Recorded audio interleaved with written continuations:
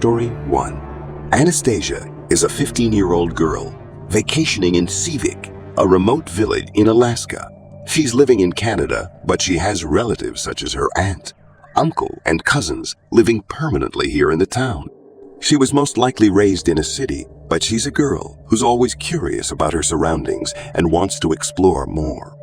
When she discovers that she has relatives living in a remote village in Alaska, she wants to go there for an adventure and meet different people simultaneously. When she arrived at Sivik, it was different. However, she was delighted to finally see her aunt, uncle, and cousins for the first time. She was close to her cousin Jed the most since they were the same age. Upon Anastasia's arrival, Jed always ensures that his cousin feels safe and welcome in their home. He always talks to his cousin about everything in their community, while Anastasia talks about her experiences in Canada. Since Jed was born and raised here, he has been fascinated by Anastasia's stories about living in the place where she resides. As Anastasia's stay in the place gets longer, she gets more inclined toward the lifestyle that the people have here. She always talks to the locals, walks around the village to greet others, and tries every fantastic food. She served the people in town like her, and she also loved being here. Aside from walking around town, Jed also takes her near the coast to watch the sea in front of them. Anastasia has developed a liking for looking out at the sea, so Jed always takes her to the beach to relax. After a few weeks in Sivik, today's Anastasia's last day here. She wanted to make the most out of her stay, but unfortunately, there was news circulating around town that there were polar bear sightings at the coast. Again, Anastasia's aunt tells her to stay inside the home, making her feel unhappy. During the afternoon, Jed visits Anastasia's room and sees her reading a book. Jed asks how she's doing, to which Anastasia answers that she's not feeling well since she wants to see the sea for the last time. Jed tells her that he has some good news. Polar bears were now cleared from the area where they were viewing the sea. Anastasia's eyes lit up as she stood up from the bed and told Jen they should go there and see the ocean. For the last time, the two of them immediately walked to the coast, and it was true. The polar bears were now gone. But still, Anastasia felt something wrong with the surroundings, but she thought it was only her thinking. Jed and Anastasia sat on the coast, staring at the scene in front of them. Anastasia felt happy to spend her last vacation day with her favorite cousin and do their favorite thing together. They spent an hour sitting there and talking about random things when they decided to head home. As they stood up, something unexpected and terrifying began to unfold. As soon as Anastasia stood up and turned around, a young polar bear who was medium-sized greeted her standing right in front of her. She covered her mouth and tried not to freak out, as Jed was also surprised since another villager told him that the polar bears were now cleared from the coast. Jed whispers that they should move slowly so the polar bear wouldn't see them as a threat. Anastasia nodded as they kept eye contact with the bear while slowly trying to back away. However, the polar bear growled before charging straight at Anastasia, tackling her down to the rocky ground. Anastasia hurt her back as the polar bear began to scratch her face and shoulders with his claws, terrified. Jed began to panic as he tried to think of a way to save his cousin. Anastasia screamed in pain as she could feel the polar bear's claws scratch her skin. Jed suddenly decided to pick up stones from the ground and throw them at the bear. The bear was flinching, but it kept attacking Anastasia and even attempted to bite her head. Anastasia continued to cry out in pain as the bear showed no mercy and grabbed her arm to bite it. She screamed loud enough for other villagers to hear, since she could feel the polar bear's teeth piercing her skin. She tried to fight the bear with her own strength, but it was useless compared to the animal's strength. Suddenly, a group of male villagers arrived, one carrying a torch and one carrying a stun baton. The villagers first made loud noises to startle the bear, followed by a villager approaching the bear with a torch and swaying it to get rid of the enormous animal. When the bear was backing off, one of the villagers grabbed and carried Anastasia to take her to the nearest village medical center for treatment. The doctor said she needed to be taken back to Canada immediately to recover, as she suffered from puncture wounds and scratches on her face, torso, arms, and lower body. She also suffered from injuries to her back the next day. Anastasia was immediately taken back to Canada by plane as she continued her recovery there. Meanwhile, the officials of Sivik advised the residents not to go near the coast temporarily until the area was completely cleared of the enormous animals. Story 2. Our third and final story took place on a remote Arctic research base where Amir Marsh spent a few months examining the local wildlife and conducting research in his field. Since the station was fairly small, there was no need to have multiple people there, as the job was simply enough for one person to do. When he gave his statement, he said he did not remember where the base was and did not care to think about it too much due to the trauma. At the time of the incident, he was on the job for about 2 weeks out of the needed 4, and the situation was as ordinary as it could be. The research post was similar to a small cabin with stairs leading to the vast expanse of snow and a small cellar to keep his food frozen. Life was by all accounts miserable, but Amir enjoyed it all the same. He liked to write in his spare time, so the peace and quiet were great for inspiration. However, what happened during his 3rd week at the post would forever tear down the safety of peace and quiet. On the 3rd day of his 3rd week at the post, Amir woke up as he usually did around 5:00 a.m. Nothing was out of the ordinary, and he started a new chapter in his journal before having coffee and breakfast. He was supposed to go out and analyze some of the local ice for undisclosed reasons. So he packed some supplies in a bag and went for the door. As he tried to open it, it would not budge. He thought it strange that the door would freeze shut over a single night, especially given the heat emanating from his small fireplace. So he decided to shoulder it open. One strong shove later, the door still wouldn't move, so he applied more force. Being stuck in a frozen cabin would have been a terrible fate, so he had to get the door open. After a few moments of shoving it, finally gave way, but with far too much noise than the door would usually make.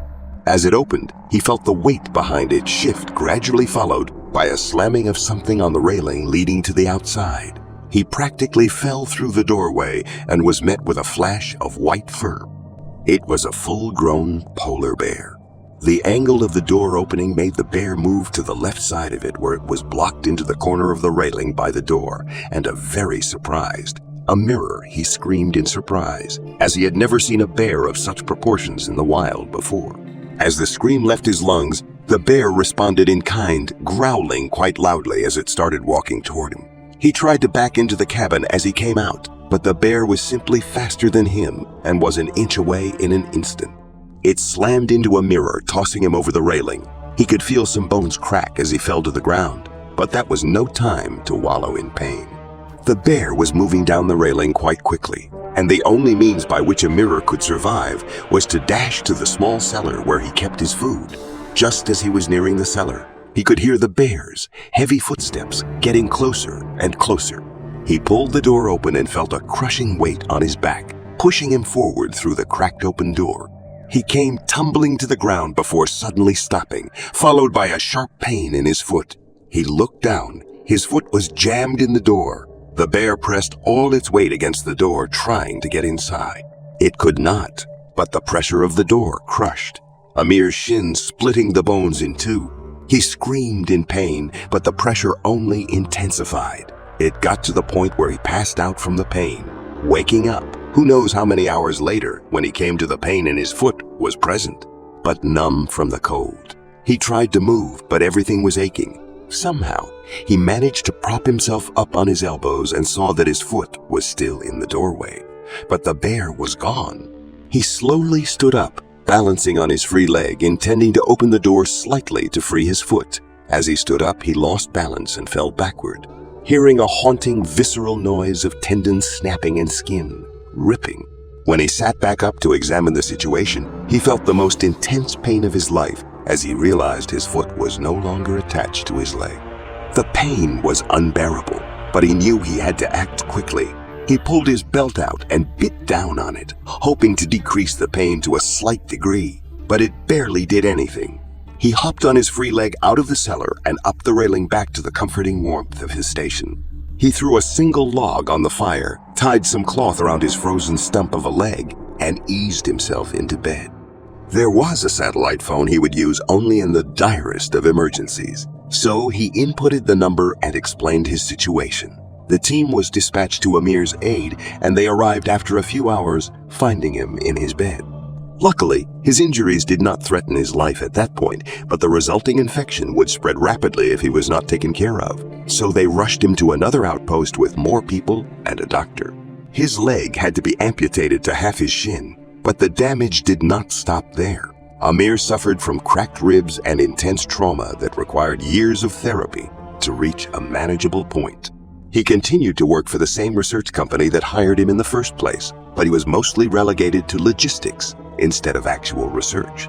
Story 3.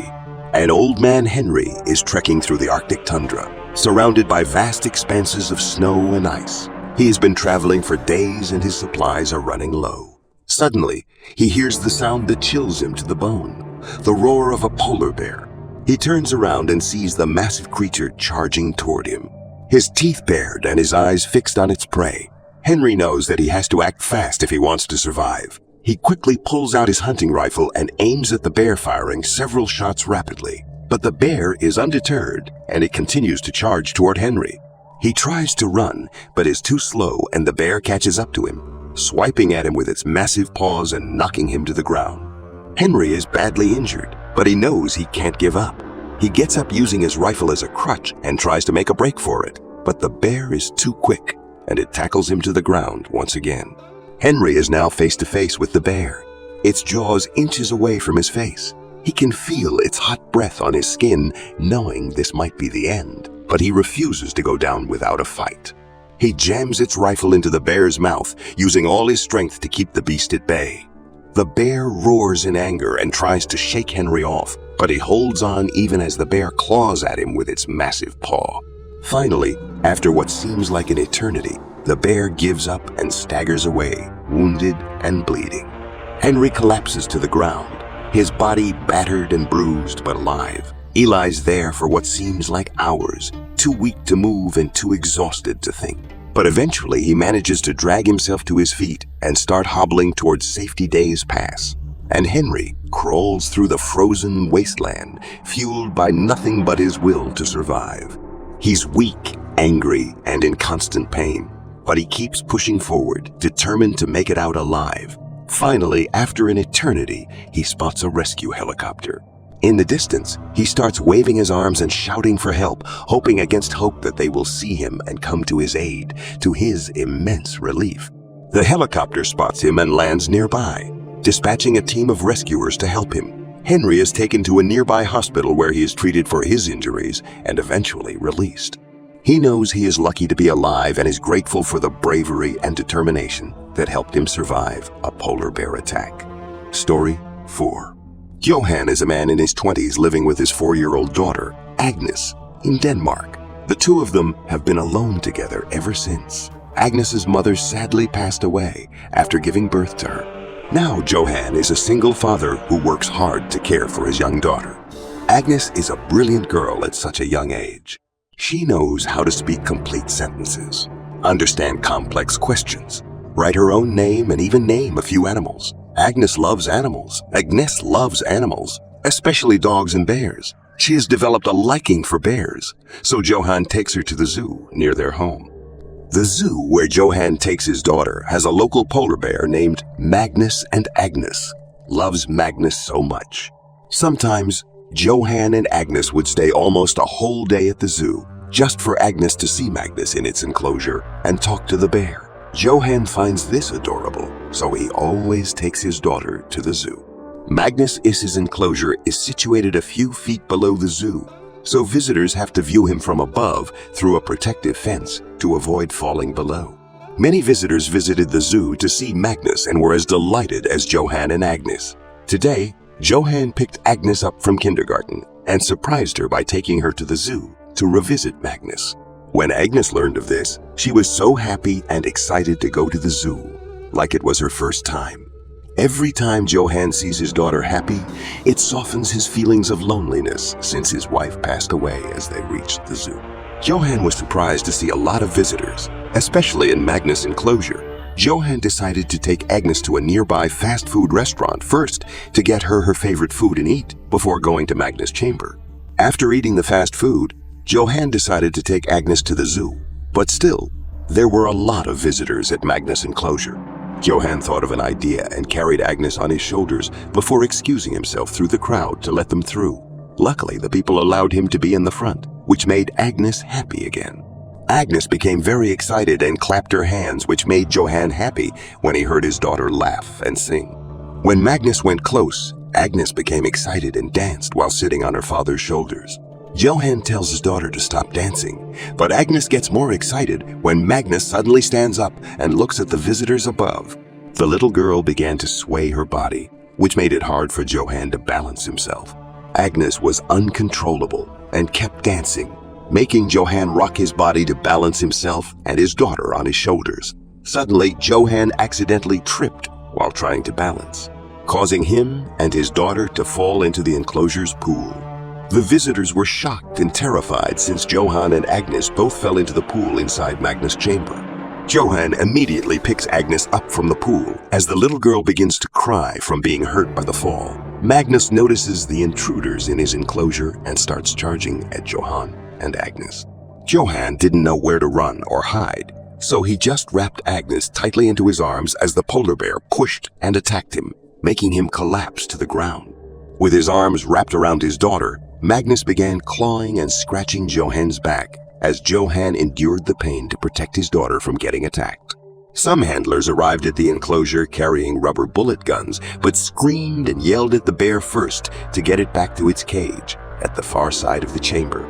However, Magnus didn't stop as he was now trying to bite Johan's head with Johan still clinging to his daughter to protect her. He can now feel the blood drenching his back, but he still wants to protect Agnes even if he is hurting. The handlers had no choice but to take Magnus down using rubber bullets. They fired several rubber bullets to stop Magnus and get it to run to its cage before going down to save Johan and Agnes. Johan and Agnes were immediately brought to a nearby hospital for treatment. Johan suffered from severe wounds on his back, while Agnes's back was slightly injured from the fall.